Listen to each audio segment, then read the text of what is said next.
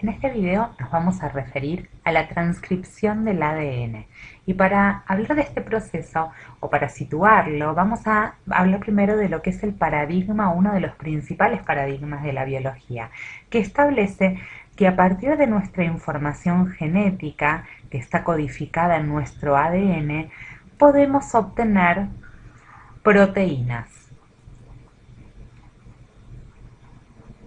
Muy bien, proteínas.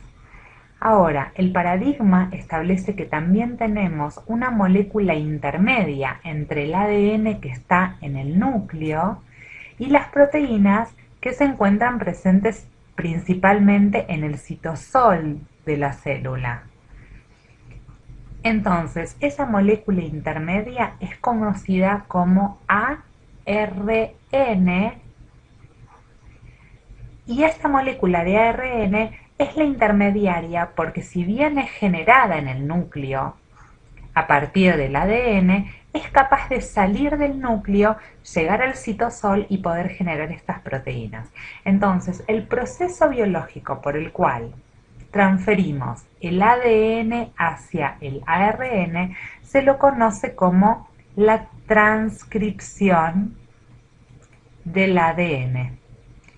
Y el proceso por el cual transferimos el ARN y lo codificamos o lo generamos en proteínas se conoce como la traducción de proteínas. En este video en particular nos vamos a focalizar en el proceso de la transcripción. Y para empezar a hablar de transcripción, hablemos de esta molécula que es a donde vamos a llegar, que es nuestra molécula de ARN. ¿Qué es el ARN? Vamos siempre a escribirlo porque estos son todos nombres difíciles. Es el ácido ribonucleico. El ácido ribonucleico. Si ustedes se acuerdan del video de estructura del ADN, el ADN era el ácido desoxirribonucleico, desoxirribonucleico, con lo cual ustedes ya pueden apreciar desde ahora que hay diferencias apenas perceptibles entre estos nombres, es simplemente la palabra desoxi. Entonces vamos a pasar a la pantalla de acá abajo para comparar las estructuras, cómo son el ARN y el ADN para entender cómo es que podemos pasar desde una molécula hacia la otra. Y para eso vamos a tomar esta tabla. Así ya tenemos prescrito algunos conceptos. Esta columna va a ser la columna del ADN y esta va a ser la columna del ARN. Como dijimos antes, ADN es el nombre, son las letras que simbolizan el nombre científico ácido desoxirribonucleico y el ARN entonces es el ácido ribonucleico. ¿Qué es particularmente tanto el ADN como el ARN? Son cadenas de nucleótidos, eso lo vimos en el video de ADN, son cadenas de nucleótidos. Y lo escribo porque vamos a trabajar bastante con este concepto. Los nucleótidos se unen como pequeños vagones o estructuras formando la cadena de ADN o de ARN, pero vamos a ver que los nucleótidos del ADN son diferentes que en el ARN. Una característica muy importante de diferencia entre estas moléculas es que habíamos hablado que el ADN es bicatenario o que tiene dos cadenas. En cambio, el ARN es monocatenario, tiene una sola cadena. Si se acuerdan, el ADN lo veíamos descrito en muchos de los textos como un alfa hélice de dos cadenas que se entrecruzan, la 1 y la 2. El ARN en este caso es una única molécula que tiene 100% de homología, o sea, es 100% copia de una de las cadenas. Y esto lo vamos a ver, en realidad no es 100% copia, es 100% la información genética. Me voy a retractar en esto y vamos a ver por qué no es 100% la copia, sino vamos a poner la información genética.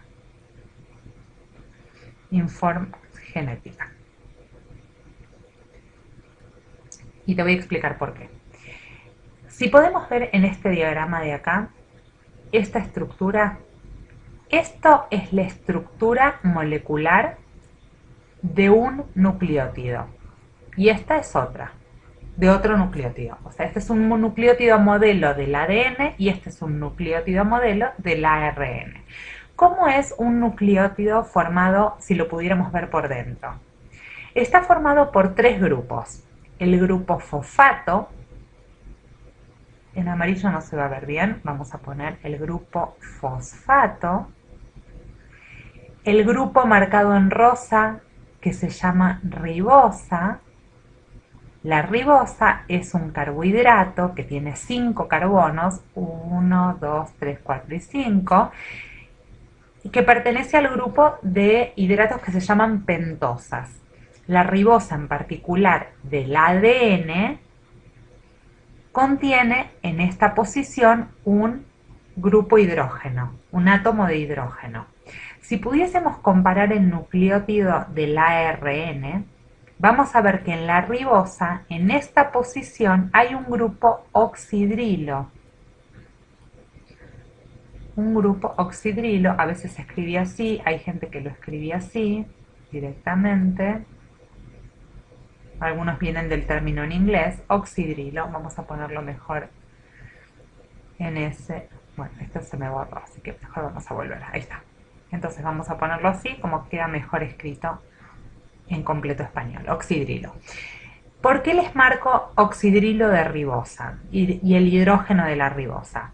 Porque esa es la diferencia que existe en el nombre de la molécula.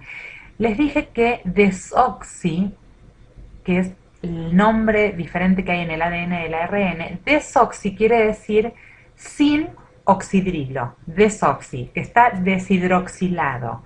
Entonces, esa es la diferencia entre la ribosa que está en el ADN de la ribosa que está en el ARN. ¿Qué otro grupo me falta para completar este nucleótido? El fosfato, la ribosa y este grupo en verde que está acá, que se llama base nitrogenada. Base nitrogenada. La base nitrogenada en el ADN y en el ARN puede ser igual o puede ser diferente. ¿Por qué diferente? ¿Se acuerdan cuando vimos el video de ADN? Habíamos hablado que en el ADN existían 4 tipos de nucleótidos: la adenina, la timina, la citosina y la guanina. Y básicamente decíamos que el ADN estaba codificado por estas 4 letras. En el caso del ARN, en realidad, estas 4 letras son las diferentes bases nitrogenadas que pueden estar pegadas a la ribosa. Existe una base nitrogenada que se llama adenina, otra que se llama timina, otra que se llama citosina y otra guanina. Y el dibujo que tenemos acá es una típica estructura de una timina, de la letra T. La que se ve acá arriba es la típica estructura de una adenina, la letra A. ¿Por qué traigo esto a colación?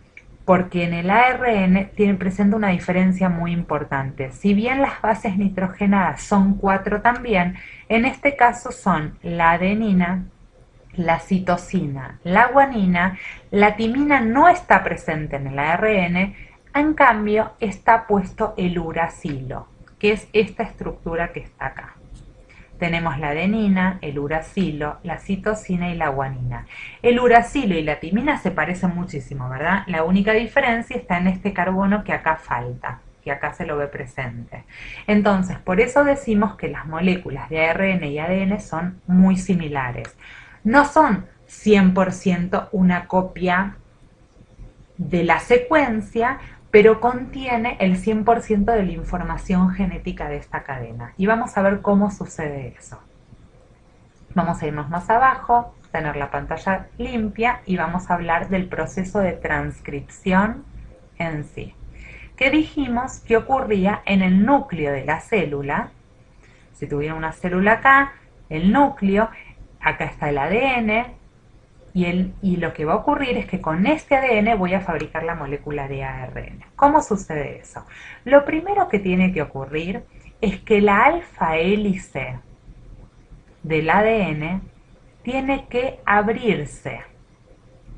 Si se acuerdan, La alfa hélice estaba cerrada, compacta, ¿sí? En forma de cromosomas, que los veíamos en forma de X en el microscopio, pero esta hélice tiene que abrirse para que yo pueda copiar esa secuencia. Para que se pueda abrir, existen un grupo de proteínas que hoy no las vamos a nombrar en este video por el nivel de profundidad que tenemos, pero básicamente lo que queremos llegar es que hay una porción de esta hélice que se va a abrir y va a permitir que la enzima que se ocupa del proceso de la transcripción se pueda pegar. Esta enzima se la conoce como la ARN polimerasa. La ARN polimerasa es la enzima o una proteína con actividad especial que es la encargada de copiar la cadena.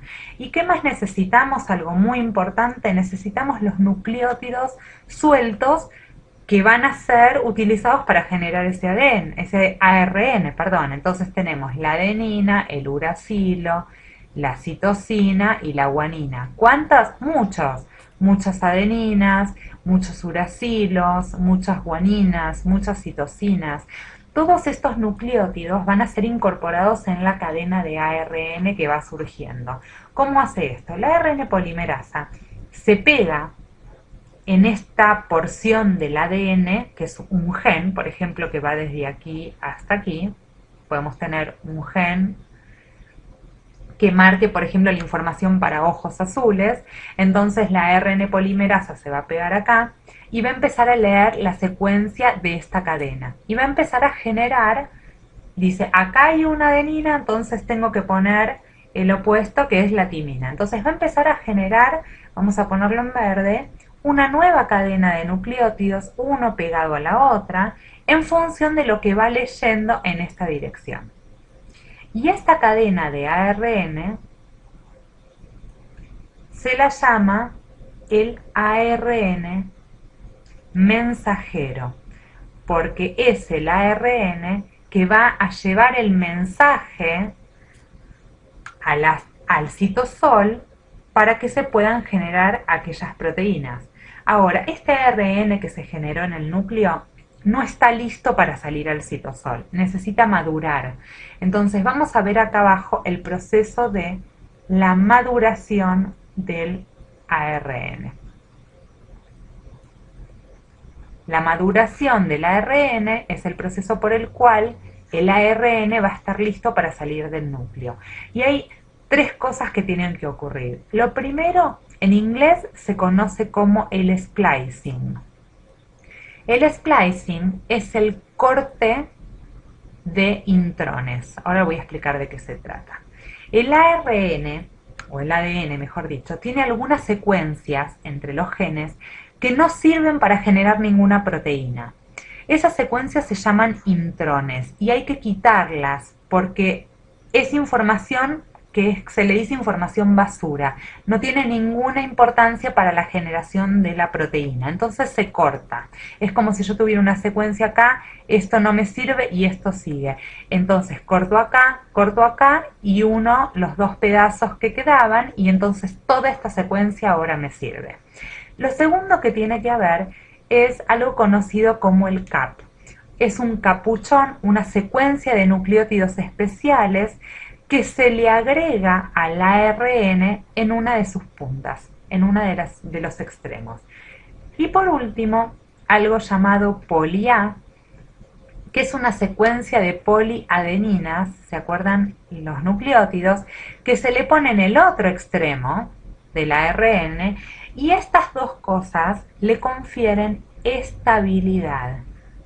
¿Estabilidad para qué? Estabilidad para poder sobrevivir en el citosol y que no sea roto o degradado por las enzimas del citosol. En nuestro próximo video vamos a hablar de qué pasa con este ARN y cómo se convierte en nuestras proteínas.